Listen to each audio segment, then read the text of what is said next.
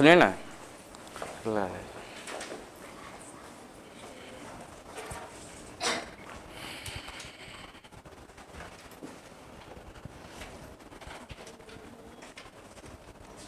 आप लोग सारा डाउट्स रख दिए हैं क्या?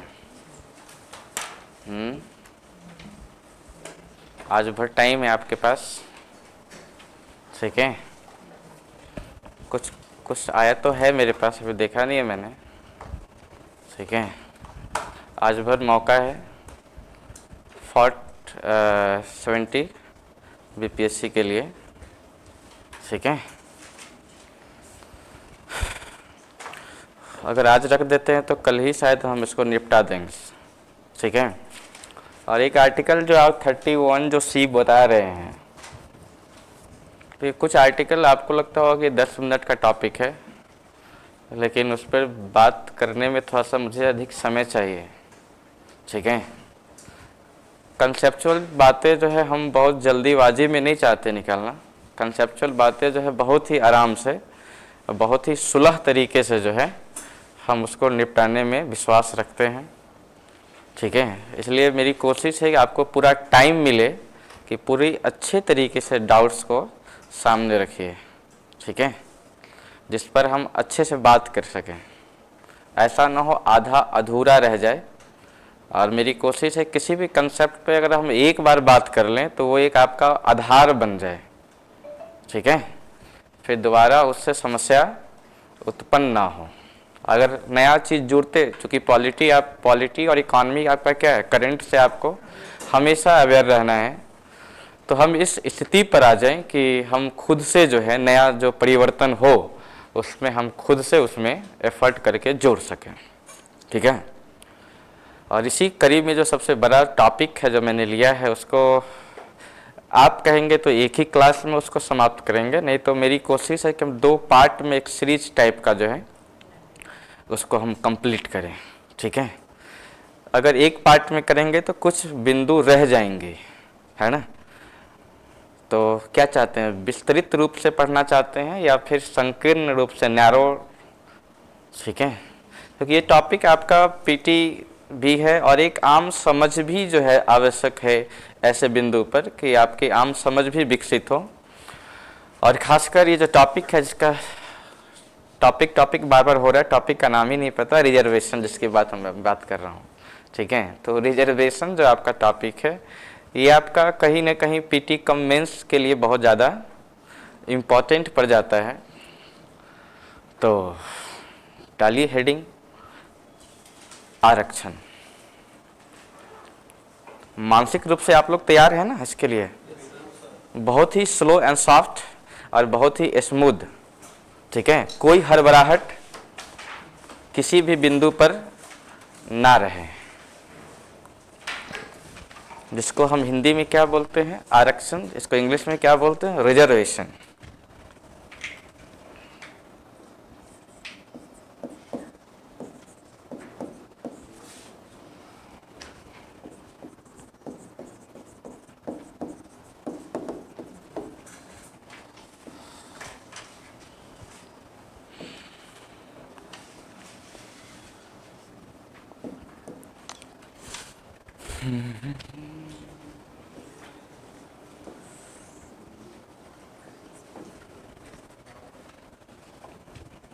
What is reservation?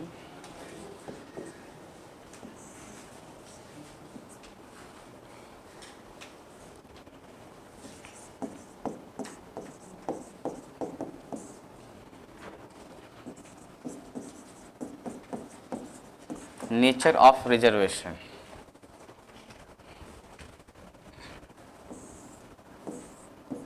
इम्पैक्ट क्या पड़ता है, इम्पैक्ट को क्या लिखे, प्रभाव,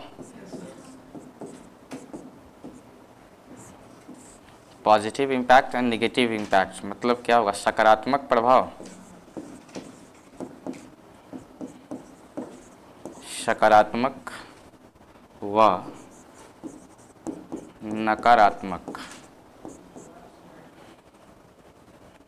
positive impact and negative impact, ठीक है।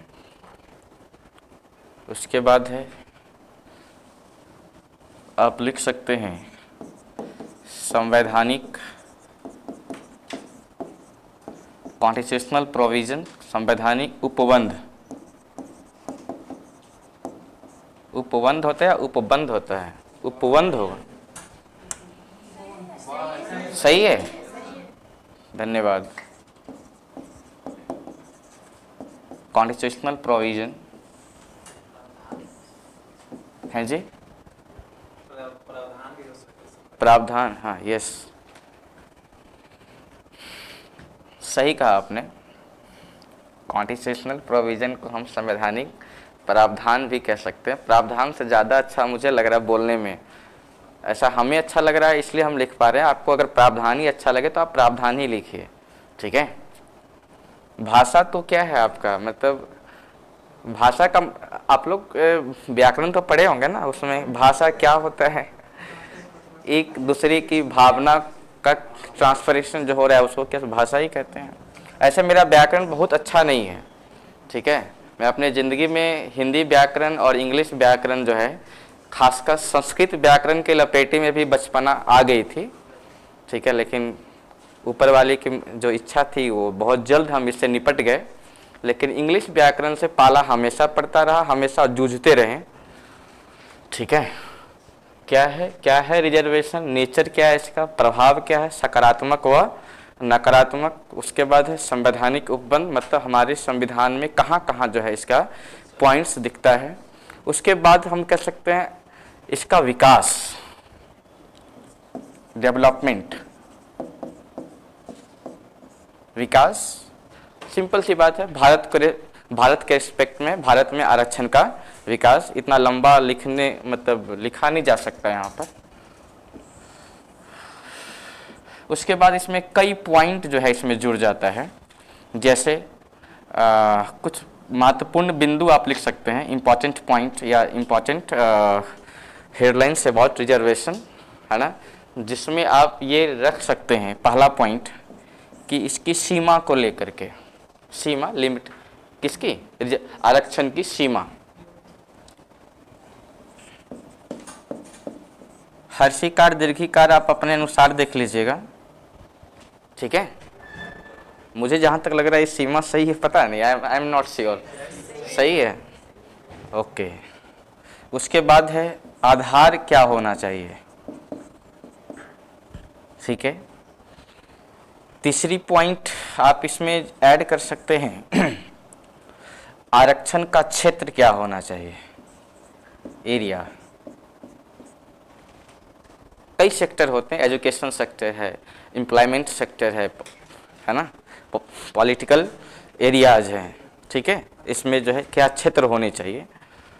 उसके बाद है, क्या मैं यहाँ पे लिखूँ, क्या यहाँ पे, मतलब वो कंटिन्यू करके मैं यहाँ से लिख रहा हूँ, ठीक है, 4 नंबर पे। उसके बाद है आरक्षण में कोटा, या इसको ऐसे लिख सकते हो, आरक्षण में आरक्षण, रिजर्वेशन इन रिजर्वेशन, है ये सब पॉइंट, बहुत विवाद का विषय बना रहता है ये सब, ठीक है। उसके बाद है आपका number 5, reservation in private sector, इसको हिंदी में क्या बोलेंगे, निजी क्षेत्र में आरक्षण,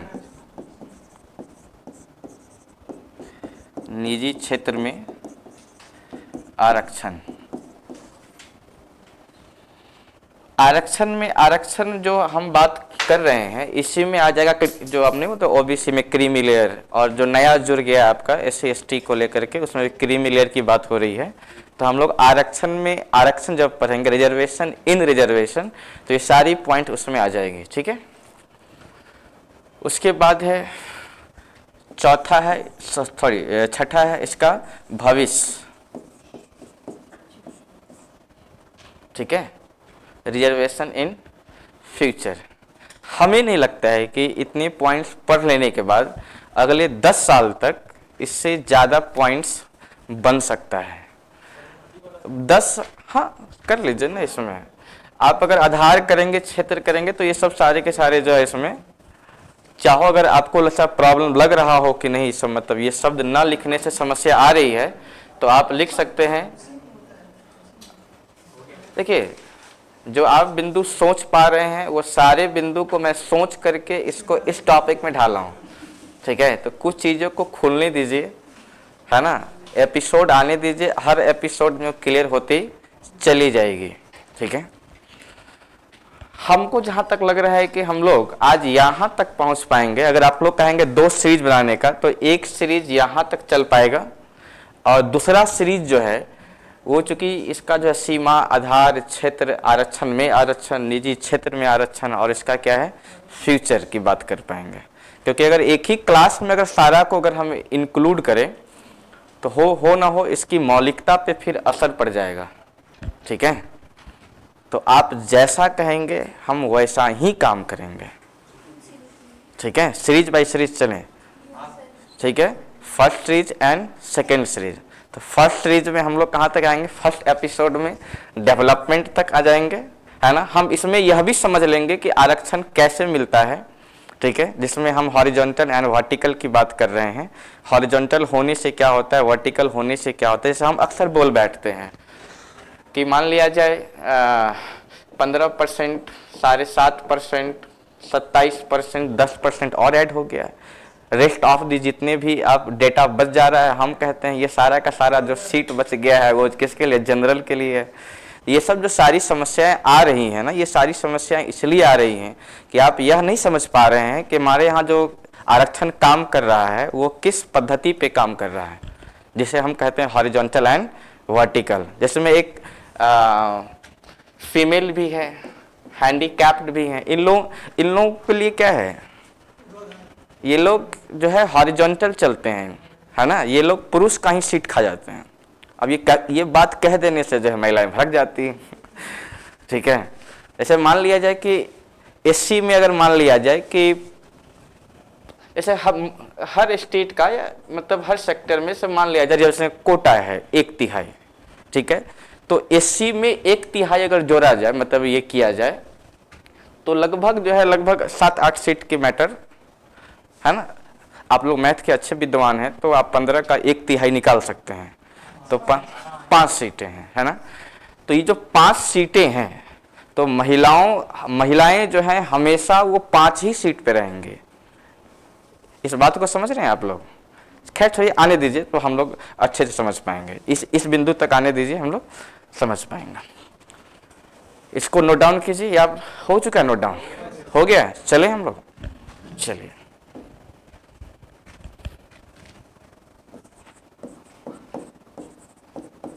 पहले तो ये बताओ आरक्षण के पक्ष में कितने लोग हैं। एक छोटा सा केस है, हम चाहते हैं आपके साथ डिस्कस कर लें कि आप क्या सोच पाते हैं। जैसे मान लिया जाए,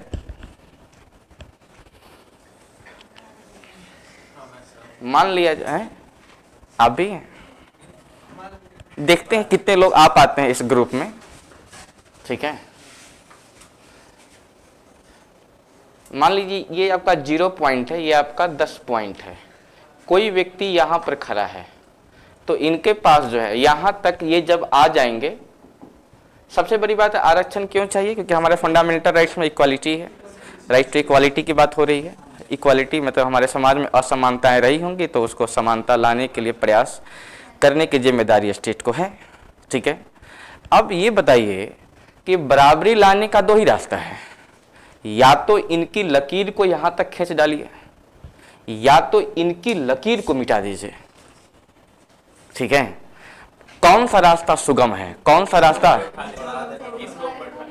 ये गाहे बगाहे आप आरक्षण के तरफ जा रहे हैं, कहीं ना कहीं जो है आप आरक्षण को सपोर्ट कर रहे हैं, ठीक है। अगर आप ऐसा कह रहे हैं कि ये इनकी लकीर को ना मिटाया जाए, इनकी रेखा को आगे बढ़ा दिया जाए, अगर आप ये सोच पा रहे हैं तो आप डायरेक्टली या इनडायरेक्टली आप आरक्षण को सपोर्ट कर रहे हैं। आरक्षण हमें भी नहीं मिलता है, लेकिन फिर भी मैं इसके क्या हूँ, पक्षधर हूँ। हाँ, विवाद है, ठीक है, जो कि विवाद हम आगे पढ़ेंगे, क्षेत्र को लेकर के, सीमा को लेकर के, है ना।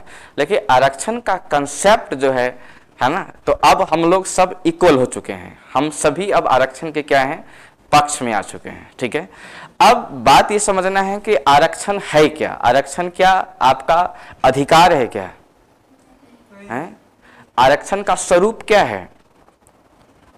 बहुत जल्दीबाजी में आगे नहीं बढ़ना है, ठीक है, और हम जल्दीबाजी के पक्ष में भी नहीं है, ना मेंटली ना फिजिकली। ठीक है, तो कृपया आप मुझे जल्दीबाजी खींचने के चक्कर में जो है आगे ना करें।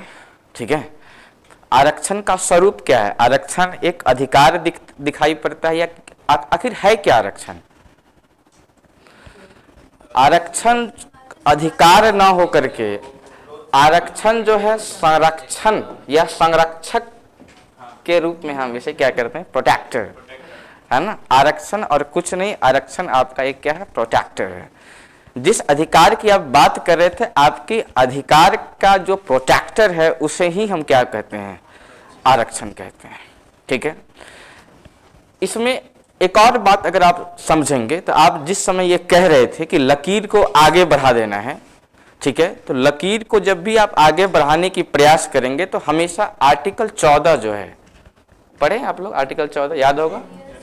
आर्टिकल 14 में दो बातें हैं, equality before the law and equal protection of the law. ठीक है, इसका मतलब ये है कि जब आप इस लकीर को आगे बढ़ा रहे होंगे तो एक लकीर को सीमित रखेंगे, सेकेंड वाली लकीर को आप आगे बढ़ा रहे होंगे। ये कहीं ना कहीं डिस्क्रिमिनेशन की बात हो रही है, ये कहीं ना कहीं अपने आप में क्या है। जैसे दो शब्द हम लेते हैं, हमारा उद्देश्य क्या है, समानता, इक्वालिटी। समानता, हम समानता लाने की बात जब जब करेंगे तब तब जो है डिस्क्रिमिनेशन होगा। डिस्क्रिमिनेशन के लिए हिंदी अच्छा शब्द क्या होगा, भेदभाव, क्या नहीं, विभेद।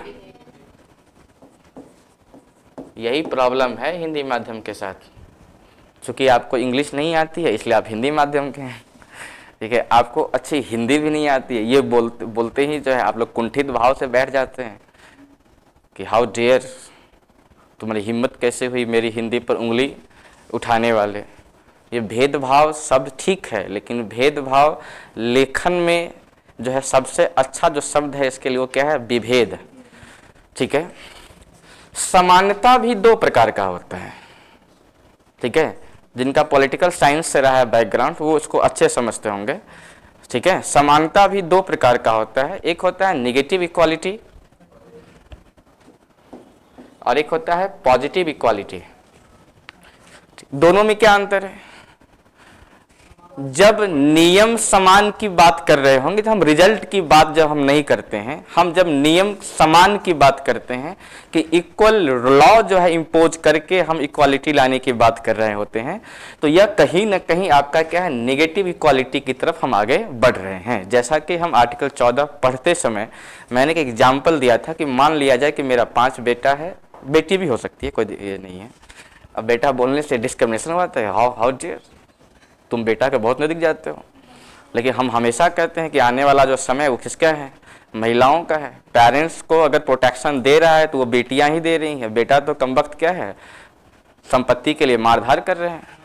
ठीक है, तो ये बात बिल्कुल नहीं है कि अगर मैं कोई एग्जाम्पल, देखिए क्लास में बताई गई समझाई गई कोई भी एग्जाम्पल उसका रियल जिंदगी से कोई वास्ता नहीं है। ये सारी की सारी बातें क्या होंगी, काल्पनिक है। हाँ, इसके जो एलिमेंट्स हैं वो क्या है, आपका रियल है। ठीक है, बाकी सारी घटनाएं क्या हैं, काल्पनिक आधार पर हैं। ठीक है, तो 5 बेटा है, मान लिया जाए दोनों मिला के हो सकता है, जिसमें 3 बच्चे कुपोषित हैं, 2 बच्चे क्या हैं, समझ रहे हैं, कुपोषित के उल्टा क्या होता है, हाँ सुपर हेल्दी, हेल्दी नहीं सुपर हेल्दी। ठीक है, अगर हमारे यहाँ 5 किलो दूध आ रहा है, 5 केजी दूध अगर आ रहा है, तो अगर हम लॉ को अगर समान करने की बात करें तो सबको लगभग पूरे दिन जो है 1 केजी दूध चाहिए। तो इसका प्रभाव क्या पड़ेगा, जो सुपर हेल्दी है वो एक्सट्रीम हेल्दी की तरफ आगे बढ़ जाएगा। जो कुपोषित है विकास तो कर रहा है लेकिन वो कहाँ पहुंच गया, वो एक्सट्रीम हेल्दी, और ये हेल्दी के लेवल पर ही है। मतलब लॉ समान होने से रिजल्ट समान होगा, ये इसका कोई गारंटी दिखाई नहीं पड़ता है। है ना। तो यह जो कंडीशन है, यह कंडीशन कहीं ना कहीं क्या है, आपका निगेटिव इक्वालिटी की तरफ आगे बढ़ रहे हैं, ठीक है। लेकिन जब हम जो सुपर हेल्दी है उसका हक काट करके जो है हम कुछ समय के लिए, बात ध्यान दे, कुछ समय के लिए जब हम कुपोषित को देने लग जाएं, इससे रिजल्ट क्या है, भविष्य में रिजल्ट इसकी जो है वो पॉजिटिव आने वाली है। रिजल्ट समांतर, जिस हम उद्देश्य को लेकर आगे बढ़ रहे थे वो उद्देश्य में कहीं ना कहीं हम भविष्य में किसी भी बिंदु पर हम इस लक्ष्य को पालेंगे, ठीक है। तो यह जो टारगेट होता है इसे कहते हैं हम लोग पॉजिटिव इक्वालिटी, ठीक है। तो सिंपल सी बात है, अगर मैं कहूं आरक्षण की बात, तो आरक्षण कैसे इक्वालिटी को बल देता है, तो आरक्षण जो है वो पॉजिटिव इक्वालिटी को बल दे रहा है। आपके पास दो पॉइंट्स आ गए, एक क्या है, आरक्षण है क्या, तो यह एक क्या है, हमारे अधिकार का प्रोटेक्टर है, ठीक है। आरक्षण और क्या है, तो आरक्षण कहीं ना कहीं वो क्या है, पॉजिटिव इक्वालिटी प्रोवाइड करता है। अब सिंपल सी बात है, विभेद भी होगा, डिस्क्रिमिनेशन, हाँ जी, कोई दिक्कत नहीं। जब भी आना ना हो तो बिना पूछे जो है बस शांतचित्त मुद्रा में पहुंच जाए, कि जाना भी हो एकदम कीप एंड काम की तरह जाइए। आप लोग अब आप लोग मैच्योर हो गए हैं, आप लोग बच्चे नहीं रहे क्लास 10th कि मैम 5 मिनट, हम लोग ऐसे ही बोलते थे सर 5 मिनट्स। मालूम चला पूरा दोस्त का दोस्त जो है वॉशरूम के पास बैठ कर गप्पे मार रहे हैं, खासकर हिस्ट्री और आर्ट्स वाले क्लास में ठीक है। चले आगे। डिस्क्रिमिनेशन भी दो प्रकार का होता है, एक होता है एक्सप्लॉयटेटिव डिस्क्रिमिनेशन और एक होता है प्रोटेक्टिव डिस्क्रिमिनेशन, है ना। एक्सप्लॉयटेटिव डिस्क्रिमिनेशन को हिंदी में क्या बोलेंगे हम लोग, शोषणकारी विभेद, शोषणकारी विभेद। और एक है आपका संरक्षणकारी प्रोटेक्टिव डिस्क्रिमिनेशन, जिसको हम क्या बोल रहे होंगे, संरक्षण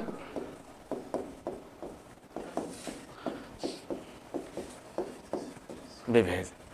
शोषणकारी जो आपका आरक्षण है वो आरक्षण शोषणकारी विभेद न हो करके, क्योंकि जब जब आरक्षण की बात करेंगे तो हमेशा जो लिंक बनता है वो positive equality to protective discrimination की ओर, क्योंकि जो आपका ये जो पॉजिटिव इक्वालिटी है इसका रास्ता क्या है, आपका कौन सा डिस्क्रिमिनेशन है, या संरक्षणकारी क्या है, आपका विभेद है, ठीक है। तो जो अगर आरक्षण के लिए अगर पूरी लाइन कहनी हो ये दोनों वर्ड को मिला करके, तो हम कह सकते हैं कि आरक्षण कुछ नहीं, आरक्षण जो है सकारात्मक समानता और संरक्षणकारी विभेद का एक क्या है, वह प्रतिफल दिखाई पड़ता है, एक रिजल्ट दिखाई पड़ता है। इस बात को समझ रहे हैं आप लोग या नींद मार रहे हो। जैसे आरक्षण को लेकर के हमेशा न्यूट्रल होकर सोचा कीजिए, न्यूट्रल, ठीक है। एक व्यक्ति, एक विचारक है जॉन रॉल्स, इस व्यक्ति को जानते हैं आप लोग, जॉन रॉल्स को लेकर के हैं, पढ़ना था, ठीक है। ऐसा मेरा आर्ट से कोई वास्ता नहीं रहा है कि मेरा बीए वगैरह कुछ रहा हो, लेकिन मैं पढ़ने के बहुत इच्छुक रहा हूँ व्यक्ति को कि आखिर वैसे गांधी है, गांधी को समझना है तो गांधी जो एलिमेंट्स अपनाए वो कहाँ से, वो व्यक्ति कैसा था, ठीक है। तो मुझे मालूम चला कि हम भी गांधी बन सकते थे, लेकिन ठीक है मैंने फॉलो बस नहीं किया उसको ठीक है। तो गांधी बनना इतना आसान नहीं है, गांधी को बोल देना, गांधी को समझ लेना, गांधी को गाली देना भी क्या है, हम लोग जो कम सोच के व्यक्ति होते हैं वो गांधी को तो गाली बक देते हैं, ठीक है। लेकिन गांधी से सीखना हो तो पैशंस आप सीख सकते हैं, जैसे मोहम्मद गौरी से भी आप जो है सीख सकते हैं क्या, पैशंस। इतनी बार वो लात खाया, अब बार बार अपने लक्ष्य को ना भूल करके जो है वो अपने लक्ष्य की ओर एग्रेसिव रहा, जैसे गांधी है ना। गांधी कितनी बार फेल हुआ, आप ग्राफ बनाएंगे उसका तो ग्राफ चढ़ेगा फिर उतरेगा, फिर चढ़ेगा फिर क्या है उतरेगा, लेकिन गांधी कभी अपने लक्ष्य से विहीन नहीं हो पाया।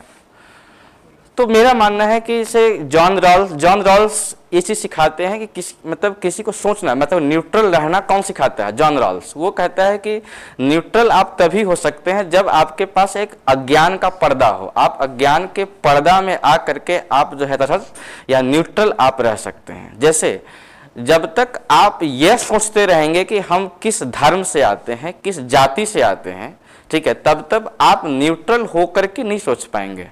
आप हमेशा उस धर्म, उस जाति को केंद्र में रख करके सोच रहे होंगे। जैसे कि आप एक केस पढ़ेंगे, बालाजी का केस पढ़े आप लोग?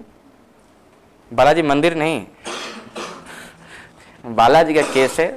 तो बालाजी के केस में क्या हुआ, सीमा की बात हो, आरक्षण की क्या सीमा हो, तो आप तो हमेशा इंदिरा साहनी पढ़ते हैं, लेकिन इंदिरा साहनी से पहले बालाजी का भी केस रहा है।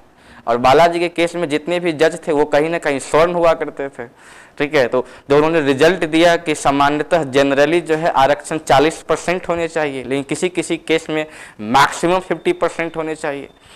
ये सब आ जाएगा आज जो है ये सब का सब जो है आज आ जाएगा, ठीक है।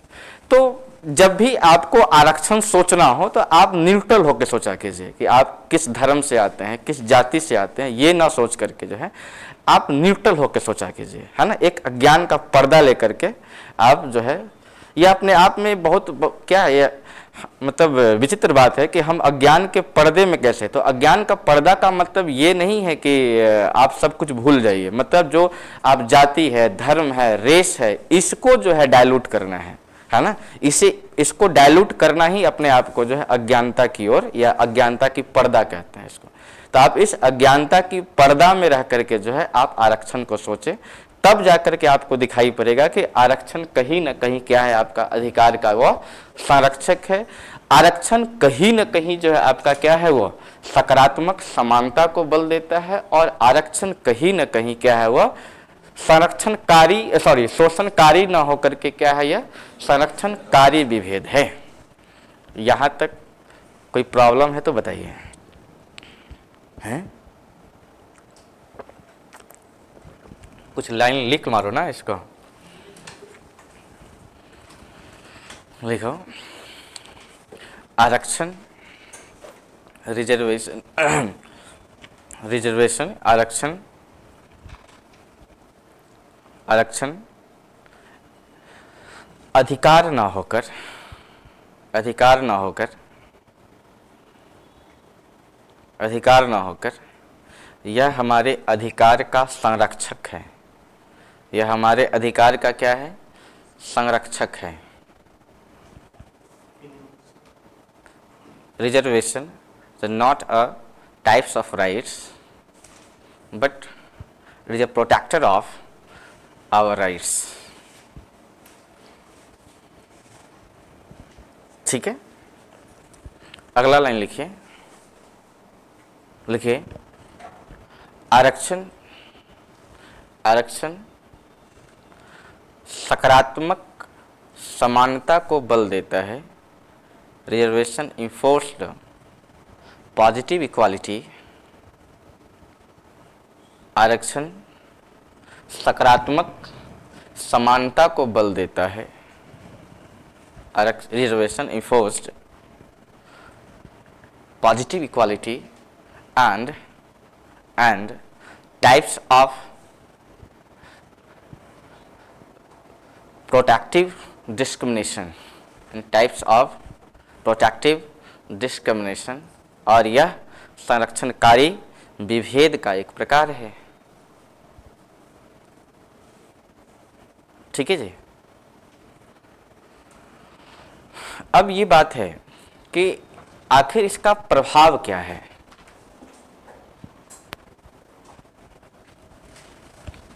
इसकी अगर प्रभाव की बात कीजिएगा,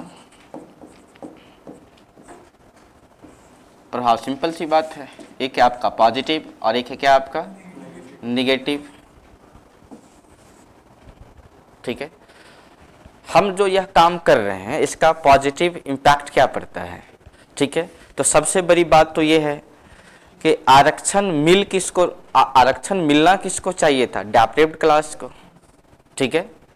मतलब क्या होगा इसका हिंदी क्या हो, वंचित, हाँ, जो वंचन वर्ग है ना, जो डेप्रिव्ड क्या है क्लासेज है, उसको क्या मिल रहा है, आगे बढ़ने का अधिकार, मतलब क्या, उसको एक मौका दिया जा रहा है, ठीक है।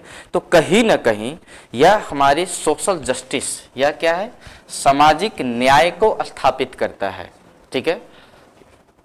तो लिख सकते हैं आप लोग,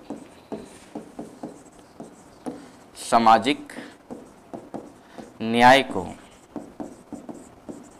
क्या करता है, यह स्थापित करता है, to establish the social justice. ठीक है, क्या मिस्टर सही चल रहा है? बिल्कुल।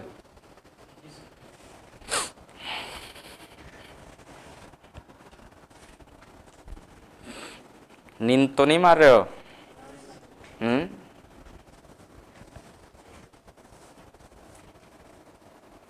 चलिए, उसके बाद ये बताओ, जब डेप्राइव्ड क्लास को आगे बढ़ने का मौका मिल रहा है, इसका मतलब है कि जो वंचित लोग हैं उसको विकास की धारा में नहीं, हम कह सकते हैं उसको डेवलपमेंट की मेन स्ट्रीम में जो है उसको लाने का प्रयास किया जा रहा है। ठीक है, तो हम कह सकते हैं यहाँ पर विकास की मुख्य धारा से जोड़ता है।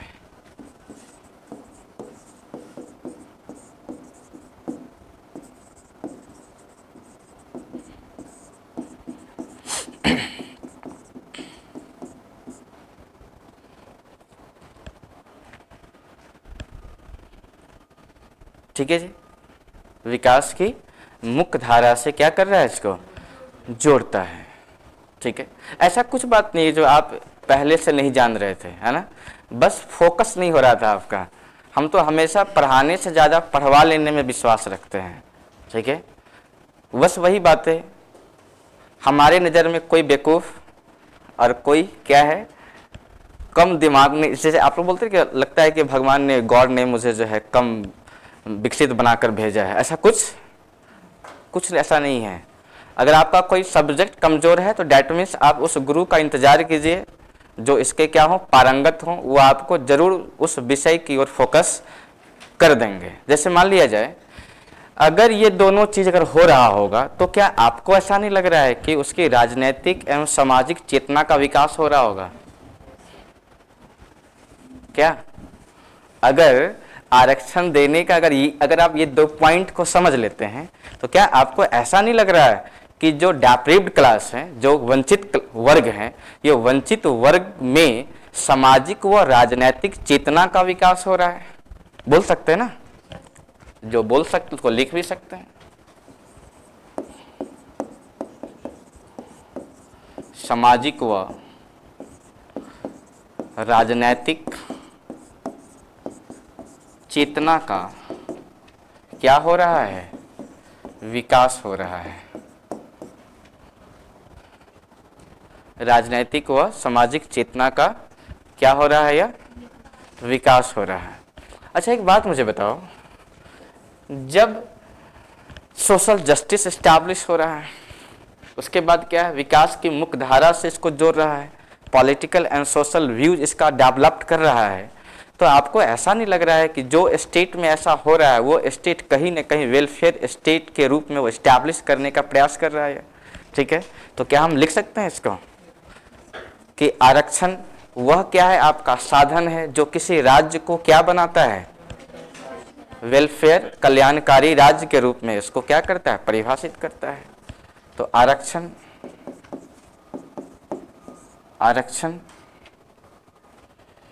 कल्याणकारी राज्य की एक क्या है, साधन है। कल्याणकारी राज्य की एक क्या है, साधन है।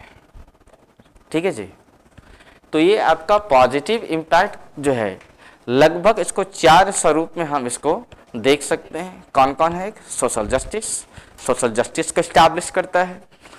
सोशल जस्टिस क्यों? चूंकि यह मिल ही क्यों रहा है, यह डेप्राइव्ड क्लास को मिल रहा है। जब डेप्राइव्ड क्लास को आगे बढ़ने का मौका मिल रहा है, सिंपल सी बात है, सोशल जस्टिस नहीं इस्टेब्लिश हो रहा है। सोशल जस्टिस जब इस्टेब्लिश हो रहा है, सिंपल सी बात है, वह विकास की अब मुख्य धारा से जुड़ जाएंगे वह। ठीक है, विकास की मुख्य धारा से जब वो जुड़ जाएंगे तो सिंपल सी बात है, उसमें राजनीतिक व सामाजिक चेतना का विकास हो जाएगा। और जब राजनीतिक और सामाजिक चेतना का विकास होगा तो सिंपल सी बात है, यह कहीं न कहीं किसी राज्य के लिए यह साधन का काम कर रहा है। किस लिए? कल्याणकारी राज्य के लिए। अब बड़ी बात है, इसकी नेगेटिविटी क्या है? एक बात मुझे बताओ, जो आरक्षण है, ये आरक्षण कहीं न कहीं जो है किस पर भारित है वह? संसाधन पर। आरक्षण किस पर भारित है, मतलब किस पर बोझ है? संसाधन पर। अब मुझे बताइए, तो भारत के रिस्पेक्ट में देखा जाए तो संसाधन का उपभोग दो ही चीज तो होगा, एक रिसोर्सेज एंड उसका कंजम्पशन। ठीक है, किसकी संख्या बढ़ती जा रही है? ठीक है, रिसोर्सेज किस बढ़ रही है क्या? एक लाइन हमेशा आप पढ़ते हैं, क्या चीज कि सीमित संसाधन पर असीमित जनसंख्या का क्या है? बोझ है। इसलिए तो एक लाइन हम लोग पढ़ते हैं ना, ऑप्टिमम यूजेज ऑफ रिसोर्सेज। ठीक है, तो एक कहीं ना कहीं संसाधन की कमी होना भी क्या है? आरक्षण की एक निगेटिव पॉइंट्स हैं। तो यहां पे आप लिख सकते हैं संसाधन की कमी। अच्छा बताओ, संसाधन की कमी के साथ साथ क्या हम इसको यह भी लिख सकते हैं संसाधनों का वितरण नहीं, न्यायमूलक नहीं है? लिख सकते हैं ना कि संसाधनों का वितरण जो है वो क्या है? जस्टिएबल, मतलब वो न्यायमूलक नहीं है। तो कमी के साथ साथ जो है आप इसको ऐसे भी लिख सकते हैं, ऑब्लिक दे करके, संसाधन का वितरण न्यायमूलक नहीं है। न्यायमूलक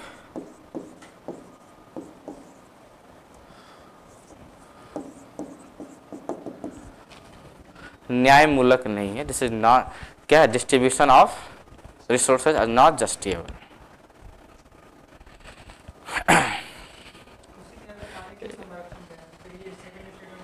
कैसे? देखिए, आरक्षण रिजल्ट को गेन करना है।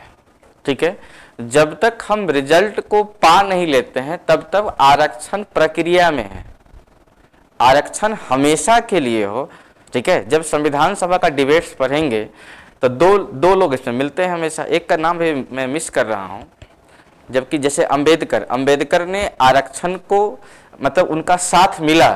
ठीक है, लेकिन इस रूप में साथ मिला कि यह लाइफ टाइम या यह हमेशा जो है यह ट्रेंड में ना रहे। सिंपल, हमेशा देख लीजिए क्या है आरक्षण का मतलब है जो गैप है उस गैप को भरना है। ठीक है, तो आप क्या चाह रहे हैं? ये गैप हमेशा बना रहे। ठीक है, इसका मतलब है कि आरक्षण हम इसलिए दे रहे हैं उस गैप, सिर्फ उस गैप को भरने के लिए। ठीक है, वह गैप जब भर जाए तब आरक्षण प्रक्रिया में नहीं रहेगा। हाँ, ये बात अलग है कि हमारे राजनीतिक व्यवस्था में इसका जो प्रभाव, जैसे हम अगला नेगेटिव पॉइंट्स यही पढ़ने वाले थे कि आरक्षण अब जो है वोट बैंक के रूप में जो है यह काम आने लग गया है। ठीक है, तो यह भी अपने आप में क्या है? निगेटिविटी है। ठीक है, तो अगला पॉइंट आप लिख सकते हैं, यह एक वोट बैंक का साधन बन गया है। यह वोट बैंक का साधन बन चुका है हैं जी।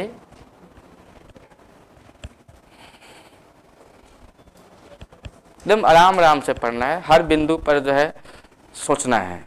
ठीक है, और 2 सीरीज में आते आते आरक्षण से जुड़ी हुई हर समस्या जो है आपका समाप्त हो जानी चाहिए। ठीक है,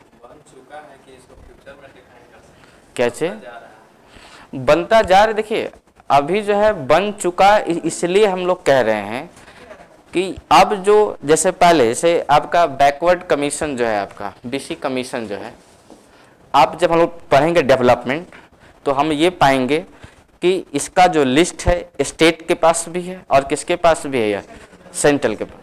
दोनों के लिस्टिंग में क्या है? अंतर है। जैसे एक मामला है जाट का। ठीक है, जाट उत्तर प्रदेश सरकार में कहां पर आता है? या ओबीसी में आता है, सेंट्रल में नहीं है। फिर हरियाणा में। अब एक ही प्रकार के जाट जो है, आखिर रेस तो सेम है। ठीक है, रेस क्या है? सेम है। स्टेट में अंतर आ जाने के कारण अब उत्तर प्रदेश की जो सरकार है उसको जाट का वोट चाहिए, तो सिंपल सी बात है, उसको किस लिस्ट में डाल दीजिए? बात समझ रहे हैं? ये ऐसा हो रहा है या फिर होने वाला है? ठीक है, तो ये जो है आपका, जैसे अभी कुछ दिन पहले ही का मामला था, कौन सा, पटेल, गुजरात का, ठीक है। अब आप बताएंगे कि तो आखिर तमिलनाडु का क्या मामला है? वो चालाक निकल गए, वो मौसम का नज़ाकत को समझते हुए उस समय केंद्र को राज्य का साथ चाहिए था, ठीक है। राज्य ने ऐसा शर्त रखा, अब केंद्र ने उसको कहाँ पर, पार्लियामेंट से जो है उसको दोनों हाउस से पारित करके कहाँ पे डाल दिया गया, उसको 9th शेड्यूल में डाल दिया गया, ठीक है। तो इंतजार कीजिए, हमारा बिहार सरकार भी जो है क्या कर ले, बार्गेनिंग कर ले केंद्र सरकार के साथ, ठीक है, और उसको 9th शेड्यूल में, समझ रहे बात को। तो ये अब वोट बैंक का मामला बन चुका है साहब, ऐसा नहीं है कि ये मामला आज का है, ठीक है। ये मामला 1969-70 का मामला है, तमिलनाडु से जो शुरू हुआ ही आज तक बना हुआ है।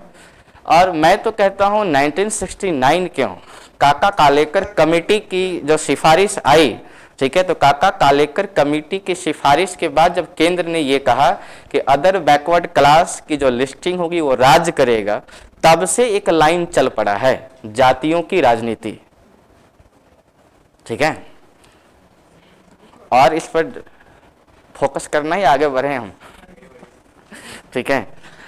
अब इसका नेगेटिव और इम्पैक्ट क्या पड़ सकता है साहब? यह धार्मिक व जातीय वैमनस्यता का साधन बन चुका है। यह धार्मिक व जातीय वैमनस्यता का क्या बन चुका है? यह एक साधन बन चुका है हमारे समाज में। तो इसको लिख सकते हैं आप,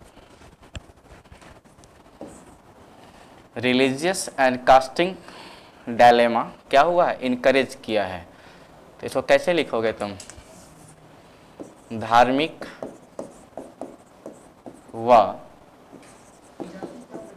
जातीय वैमनस्यता डायलेमा, वैमनस्य कैसे लिखाएगा यह? वैमनस्यता क्या हो चुका है?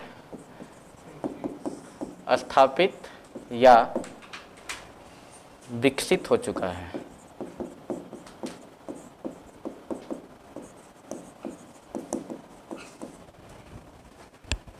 रिलीजियस एंड कास्टिंग डायलेमा क्या हो चुका है? वह इनकरेज कर गया है या इस्टेब्लिश हो चुका है। एक बहुत अच्छा कहावत है, कहा जाता है कि अगर भारत में आपको जातीय समीकरण देखना हो, ठीक है, तो किसी भी जाति में जाइए, वो जाति अपने से नीचे दो जाति और बराबर है ना, कि मैं इस जाति का हूँ और इस जाति में इतने जाति, मतलब इतने आते हैं, हाँ, मैं उनसे क्या हूँ, ठीक है। इसलिए जब काका कालेकर कमेटी जब बनाई गई थी, ठीक है, तो इनको सबसे बड़ी समस्या यही आई। ये गर्मी कुछ अधिक नहीं लग रहा है आपका? क्या बोलो उसका खासा?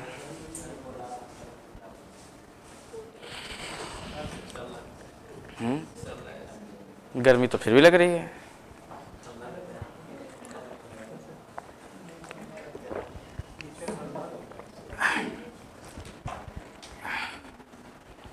चलने दो ना थोड़ा सा, तुम भी तो इंडिविजुअल इतने स्वार्थी तो मत बनो। चलिए, तो आरक्षण क्या है, आरक्षण की प्रकृति कैसी है और आरक्षण का प्रभाव क्या है, ये हम लोग अब ठीक ठाक हम अभी तक समझ चुके हैं, ठीक है। अगर आपसे पूछे आरक्षण क्या है तो क्या हम बोल सकते हैं अब? हैं आरक्षण का नेचर क्या है? आरक्षण का नेचर, आरक्षण कैसी समानता है, कैसा विभेद है? Protective discrimination, not exploitative discrimination, ठीक है। उसके बाद है आखिर इसका प्रभाव क्या पड़ता है, तो पॉजिटिव प्रभाव भी है इसका, positive impact and negative impact. Positive impact simple सी बात है, इम्पैक्ट जब भी पढ़िए तो क्या देखिए, यह मिल किसको रहा है, तो डेप्रेव्ड क्लास को मिल रहा है। तो डेप्रेव्ड क्लास को आगे बढ़ने का मौका, सिंपल सी बात है, सोशल जस्टिस, है ना। अरे बाबा, सोशल जस्टिस जो आपका एक टॉपिक है, बीपीएससी में तो शायद नहीं है, यूपीएससी में है यह, है ना। तो सोशल जस्टिस जब आप विषय पढ़ेंगे तो वहाँ पर है ही क्या, डेप्रेव्ड क्लास को कहाँ पे लाना है, मेन स्ट्रीम में लाना है, ठीक है। तो जब आप डेप्रिव्ड क्लास को, वंचित वर्ग को, वंचन क्लास को जब आप जो है मौका दे रहे हैं आगे बढ़ने का, यही तो आपका सोशल जस्टिस का साधन है। नहीं, और सोशल जस्टिस जब इस्टेब्लिश हो रहा है तो इसका ऑब्जेक्टिव्स क्या है कि सामाजिक व राजनैतिक चेतना का क्या हो जाएगा, उसका विकास। क्यों? क्योंकि वह विकास की मुख्य धारा से क्या हो चुका है, वह जुड़ चुका है ना। और जिस राज्य में ऐसा हो रहा है या किसी राज्य को कल्याणकारी राज्य बनना है तो सिंपल सी बात है, आपको डेप्रिव्ड क्लास के लिए काम करना होगा। और डेप्रिव्ड क्लास के जब आप काम करेंगे तो सिंपल सी बात है, वह राज्य कहीं ना कहीं क्या है आपका, वह तो कल्याणकारी राज्य बनाने में आरक्षण की एक क्या है, भूमिका दिखाई पड़ती है। इसलिए मैंने कहा कि यह राज्य के लिए क्या है, यह एक साधन का विषय है, या वेलफेयर स्टेट का एक क्या है आपका, यह एक एलिमेंट है या विपंस हम कह सकते हैं। ठीक है। निगेटिव इंपैक्ट क्या पड़ जाएगा, चूंकि आरक्षण भारी थी किस पर है, बोझ ही किस पर है, या संसाधनों का। और संसाधन है क्या, वो सीमित है। ठीक है। और साथ ही साथ क्या है, इसका क्या है, न्यायमूलक इसका वितरण नहीं है, इसका डिस्ट्रीब्यूशन क्या है, जस्टिएबल नहीं दिखाई पड़ता है। या दिखे तो उसको गर्व लग रहा है, चालू हो गया वो, धन्यवाद। ठीक है। उसके बाद और क्या था इसमें कि यह वोट बैंक का क्या बन चुका है यह, और जब वोट बैंक का साधन बन जाएगा तो सिंपल सी बात है, यह धार्मिक व राजनीतिक वैमनस्यता को जन्म दे रहा होगा यह, जैसा कि हम लोग आम समाज में देख पा रहे हैं। क्लियर? सर एक और नेगेटिव इम्पैक्ट नहीं लिख सकते, जैसे कि जातिगत आधार पर ना होकर आर्थिक आधार पर हो? देखिए वो तो आपका जब हम लोग पढ़ेंगे आधार तो वहां पे आ ही जाएगा वहां पर। ठीक है। क्या चीज? देखिए एक बहुत बड़ा डायलेमा को, इसको समझ लीजिए। एक तरफ इसको मिटाएं क्या, जैसे सबसे बड़ी जो समस्या आप लोगों के साथ आ रही होंगी वो ये है कि एक तरफ हमारे कॉन्स्टिट्यूशन में आरक्षण जो है 15 भी दिखाई पड़ता है, 3 और 4, फिर आपका क्या है 16 दिखाई पड़ते हैं। और इसमें एक लाइन कहा गया कि state has not discriminate on the basis of, जिसमें आपका कास्ट भी आता है और रिलीजन भी आता है। और जब आप आरक्षण देख रहे हैं तो वह भी आपको जातीय और एक धार्मिक रूप से दिखाई पड़ रहा है। ठीक है। तो ये प्रॉब्लम वहां नहीं है, प्रॉब्लम ये है कि आप जो है आखिर मिल किसको रहा है, हमारे मान लीजिए जितने भी क्या है यहाँ पे लोग रह रहे हैं, जो पर्सन रह रहे हैं, उनका संबंध तो या तो रिलीजन या तो कास्ट से है ही। ठीक है। हमको देखना क्या है कि इसमें डेप्रिव्ड क्लास कौन है, इसमें जो है क्या है, इसी की खोज के लिए तो पहला कमीशन बनाया गया था, काका कालेकर कमेटी बनाई गई थी।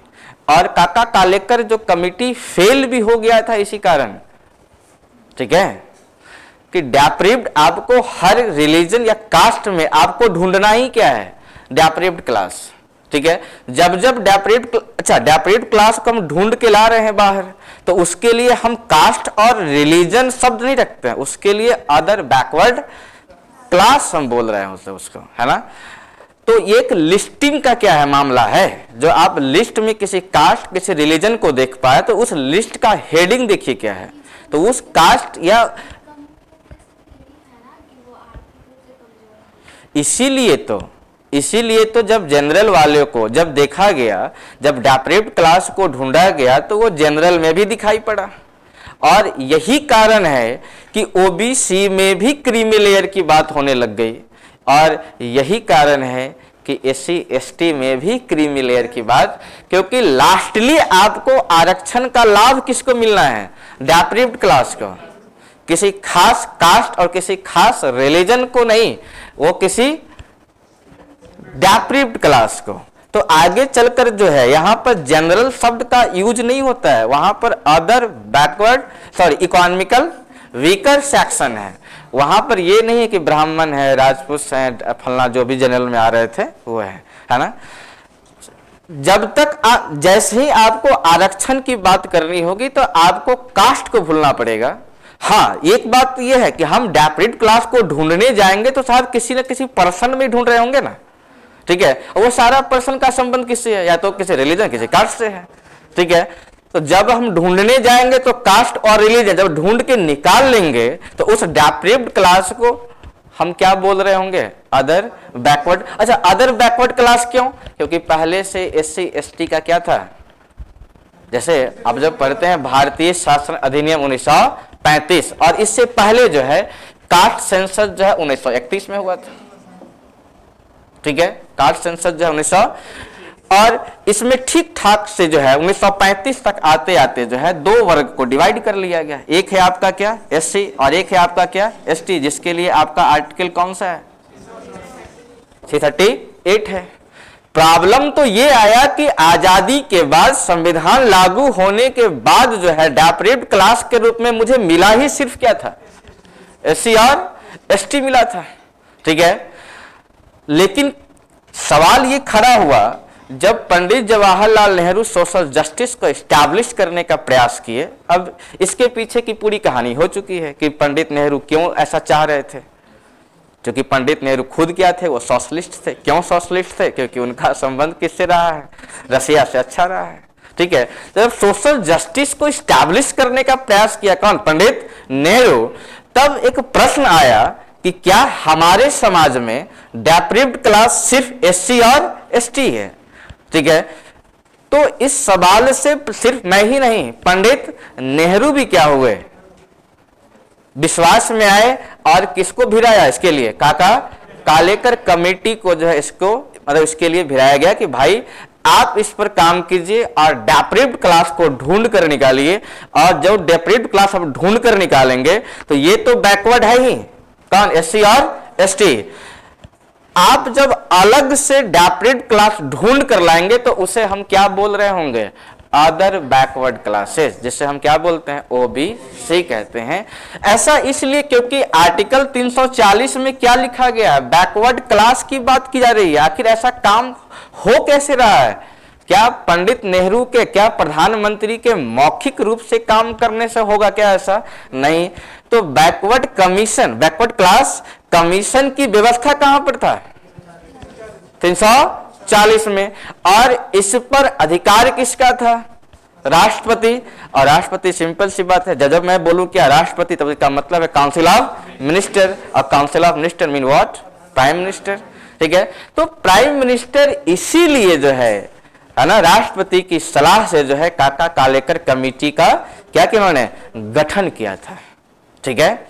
और जब वह अदर बैकवर्ड क्लास को ढूंढने निकले किसी रिलीजन किसी कास्ट में, तो साहब 3 साल के बाद भी जो है वह ठीक ठाक से आकलन नहीं कर पाए। कौन, यही विवाद का जड़ है आपका, ठीक है। यही क्या है आपका विवाद का जड़ है, सोशल जस्टिस को।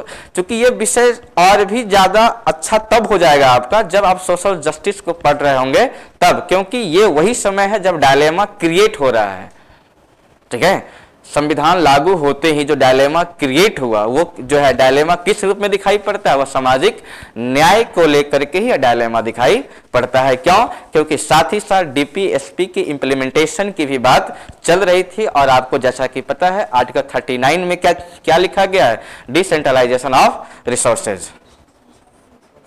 अब सब पढ़ते, अब पीछे के क्लास अगर भूल जाएंगे तो फिर आगे मुश्किल है। इसलिए हम आरक्षण को ज्यादा पेचीदा बनाने का प्रयास नहीं कर रहे हैं, ठीक है, क्योंकि इसका डायमेंशन इतना बड़ा है, ठीक है, कि पहले स्टैटिकल रूप में आप इसको समझ लीजिए फिर आगे बढ़। सबसे बड़ा डायलेमा यही था आपके सामने कि हम एक बार क्या देख रहे हैं आर्टिकल 15 और 16 में कि state has not discriminate on the basis of, जिसमें 2 एलिमेंट दिखाई पड़ता है, कास्ट एंड रिलीजन। लेकिन जब हम आरक्षण दे रहे हैं तो वह आरक्षण क्या आप किसी जानवर को दोगे, यहां पे रहने वाला हर पर्सन किसी न किसी खास रिलीजन के साथ जुड़ा हुआ है, किसी खास कास्ट के साथ जुड़ा हुआ है। तो क्या हम कास्ट के बेस पर, क्या हम धर्म के बेस पर दे दे क्या, नहीं। हम जब डेप्रिव्ड क्लास को जब ढूंढने जाएंगे तो उसी कास्ट में उसी रिलीजन में ढूंढने जाएंगे।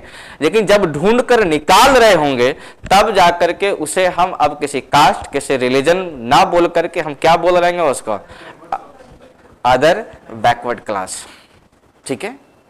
क्लियर हुआ ये चीज? अगला पॉइंट क्या था बताओ, प्रभाव के बाद? संवैधानिक उपबंध क्या है? संविधान में ऐसा कहां कहां पर दिखाई पड़ता है आपको?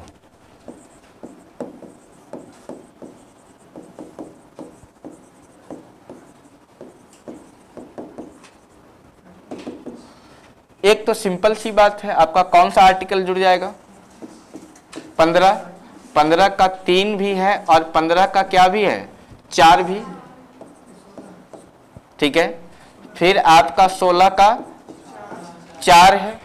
ठीक है, और इसमें एक क्लॉज और जुड़ गया, कब? जब EWS जुड़ गया तब।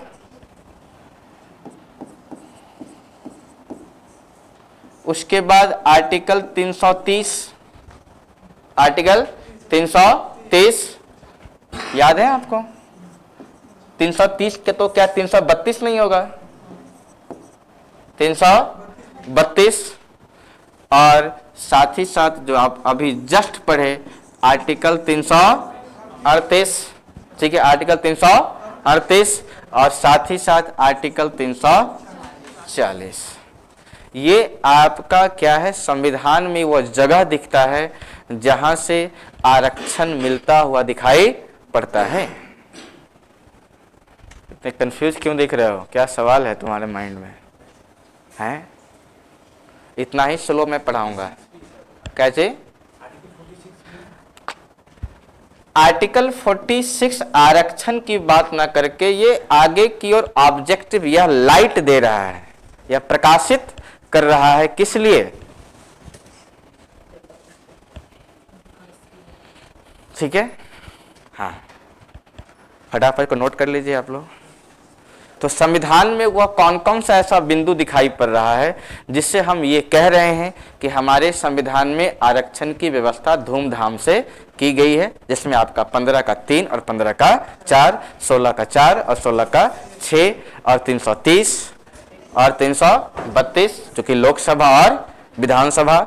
उसके साथ साथ फिर क्या है आपका? आर्टिकल 338 और आर्टिकल 340। और आर्टिकल 340 के अंतर्गत चूंकि यहाँ पे क्या था? बैकवर्ड क्लास कमीशन है, इसी के तहत जो है अदर बैकवर्ड क्लास को क्या मिल रहा है? विशेष प्रोविजन दिया गया है। ठीक है जी, अगला बताइए क्या है टॉपिक? डेवलपमेंट, विकास।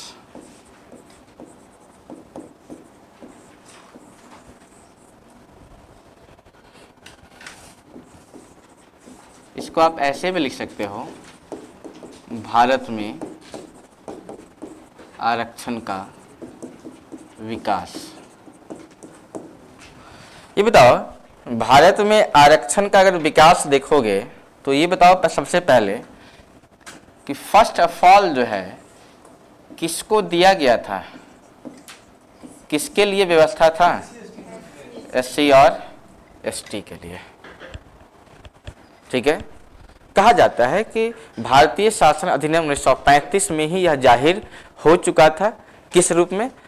डेप्रेड क्लास के रूप में कौन आएंगे? SC और ST।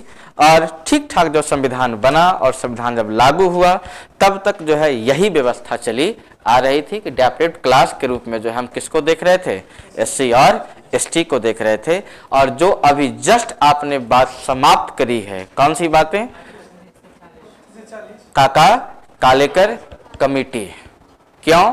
क्योंकि इससे पहले जो है जो कास्ट सेंसस हुआ था वो 1931 में हुआ। आप एक सीरीज देखिएगा तो आप ये पाइएगा कि 1931, 1980 वीपी मंडल, ठीक है, उसके बाद जो है 2006 में भी NSSO के द्वारा, ठीक है, हाँ, ये सब इकोनॉमिक्स में आपको पढ़ना पड़ेगा, आपको ये सब कुछ कमीशन है, ठीक है। और इसके बाद 2011 में जो है सोशियो इकोनॉमिक कास्ट सेंसस की बात जब चली थी 2011। समझ पा रहे हैं आप लोग ये सीरीज? तो अभी हम लोग किस लेवल पर हैं? 1931। मतलब जब आपका संविधान लागू हो गया, सरकार फंक्शन में आ चुकी है, तब सरकार के लिए चैलेंज क्या है ना? क्योंकि सरकार को अभी विरासत में सिर्फ क्या मिला है? हंस क्यों रहा? किडनी निकाल के